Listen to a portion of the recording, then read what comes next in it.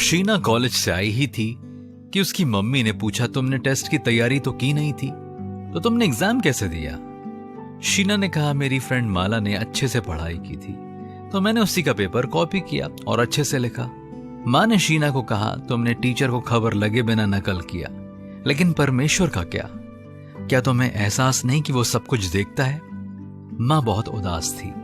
शीना ने कहा, क्यों बेवजह टेंशन ले रही हो? ये सिर्फ क्लास टेस्ट ही था, इसमें इतनी बड़ी कौन सी बात हो गई? इस तरह की चीजें सिर्फ मस्ती के लिए होती हैं माँ। उसकी मम्मी ने कहा, ठीक है चलो अब खाना खा लो। माँ ने शीना का पसंदीदा खाना बनाया था। शीना ने सोचा उसने अपनी माँ को जीत लिया और अपनी पीठ थपथपाई। खाना प्लेट में देने के बाद शीना की माँ ने उसे इंतजार करने के लिए कहा और पीछे वाले आंगन में गई और गाय की खाद लेकर वापस आई और उसे शीना की प्लेट के कोने में रख दिया। शीना उसे देखकर उल्टी जैसा महसूस करने लगी और कहा, छी मम्मी ये क्या है?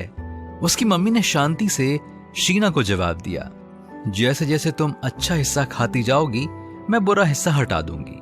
शीना तुरंत समझ गई और अपनी माँ से माफी मांगी, माँ मुझे माफ कर दो, मैं दोबारा कभी एग्जाम में नकल नहीं करूंगी। हम में से कितने लोगों के जीवन में छोटे छोटे पाप हैं। बाइबल क्या कहती है, इसे सुने। रोमियो 6वां अध्याय 12वीं आयत से लेकर 14वीं आयत तक यहाँ लिखा है, इसलिए पाप तुम्हारे नश्वर शरीर में राज्य ना करे कि तुम उसकी लालसाओं के अधीन रहो, और ना अपने अंगों को अधर्म के हथियार होने के लिए पाप को सौंपो, पर अपने आप को मरे हुए में से जी उठा हुआ जानकर परमेश्वर को सौंपो, और अपने अंगों को धार्मिकता के हथियार होने के लिए परमेश्वर को सौंपो। तब तुम पर पाप की प्रभुता ना होगी, क्योंकि तुम व्यवस्था के अधीन नहीं वरन अनुग्रह के अधीन हो। क्या हम अपने जीवन से छोटे पापों को बाहर निकालने की कोशिश करें?